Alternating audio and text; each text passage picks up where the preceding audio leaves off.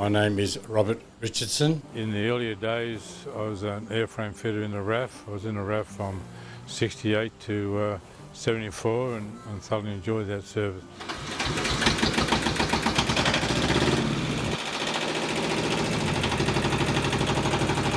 I was like most country boys. We lived in a township and went to the local Lang Lang school, and we basically walked everywhere. It was in walking distance, and just enjoyed the country life as you would do. And it was my mother that noticed that I was limping. I didn't even know I was even limping.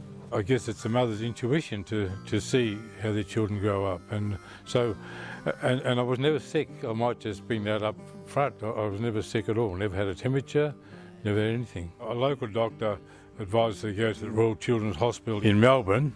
When they took the x-rays, they found I had what is known as Perthes disease. So Perthes disease, in layman's terms, is what I understand it, is a lack of fluid in your hip joint, which is apparently fairly common in boys and around about 7 years old. It wasn't until I went to the doctors in the hospital that I found out what was wrong with me.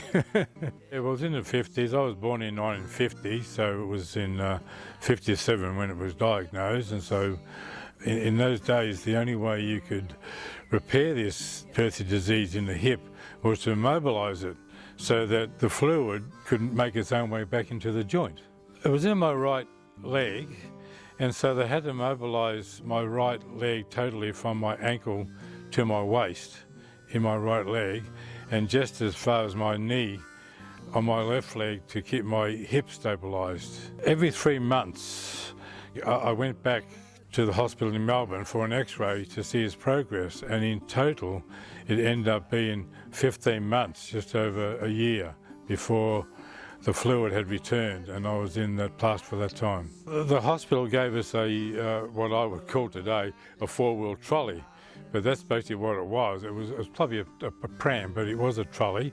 It had a handlebar at one end and two wheels at front and two at the back. And to my understanding, there was no steering wheels either. You just had 4 fixed wheels to push you around on this trolley. And so that was my mode of transport for that period of time. And of course, the other mode of transport was, if I need to go in a car, was, as you can see from this photograph here, the car in the background was my father's, I think, 1936 Chev.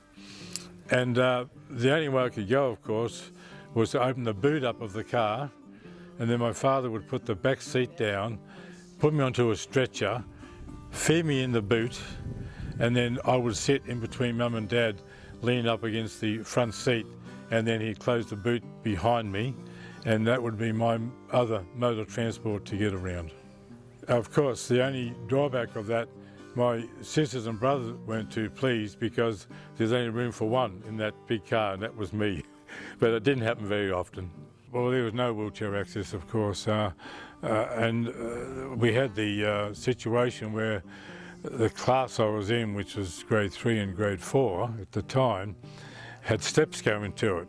So, but the grade 5 and 6 classroom just had a concrete ramp to it. So I spent that time doing my classwork in the grade 5 and 6 room, but of course the grade 3 and 4 teacher would come in, give me my lessons and go back again. I just think I just had to read a lot and keep myself busy, and I belonged to a fairly big family. I was 8 of 10 children.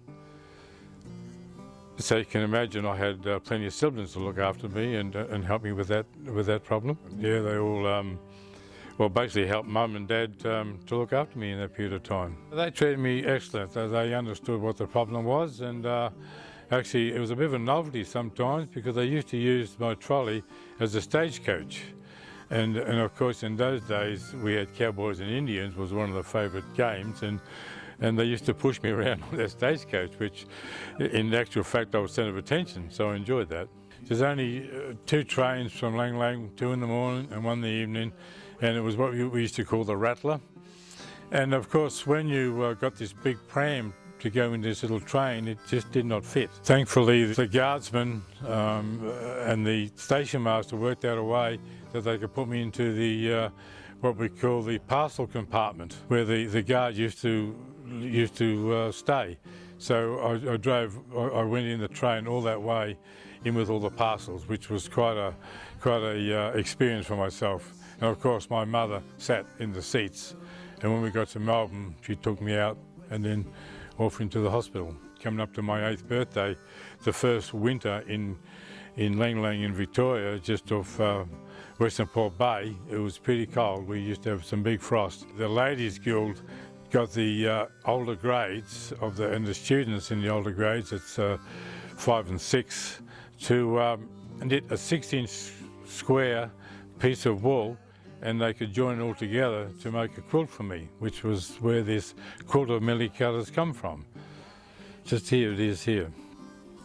So you can see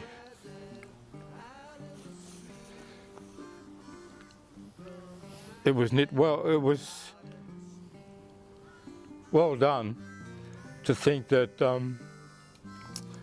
50 years later or 60 years later it's still in good condition, and we've used it all that time. They all had to knit a 16 square, and then they sewed it all together, as you can see, pretty well exactly the same size, to make it come together as it is there now. It was on assembly one day that they came forward and they asked me to come forward in front of the school, and they just laid it over the top of me. What I did, I took the quilt to a 125-year primary school reunion a few years ago, and it was quite an impact there at the reunion. A lot of people were interested in seeing it again after such a long time. Of course, you had to go back on the crutches after all that time, so it took me a while, but I was determined, so I just got into it slowly but surely, but not that long in actual fact. But there was a time when I was a little bit impatient one day on my crutches, and believe it or not, I had a lot of hair in those days, and I was combing my hair, and the clutch slipped, and I fell over and broke my leg. So I was back in plaster again. It's covered my 4 sons in their early stages, and when they grew out of it, my 7 grandchildren have used it as well.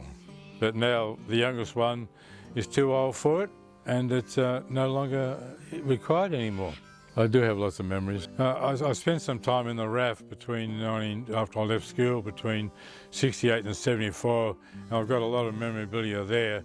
But even that service in the RAF, this still is a mile in front all the way. The wagon, I would say, is dead. It's gone to the rubbish dump. It's gone to wagon heaven. My hope in the Historical Society at Lang Lang that people who are a little bit older than mine, people in their mid-70s, will come in and reflect on that and realise, yes, I did knit that square, I do remember it now, and they can pass that on to their grandchildren, their great-grandchildren, so it should live forever, I should hope. That's my dream. And I just felt that it needs to go back to Lang Lang, and I thought the Historical Society would probably be the place to take it to. Now it's just wonderful. Wonderful passion and loving and caring of a country town. I'm sure it happens all over the place, but for me it was very special indeed.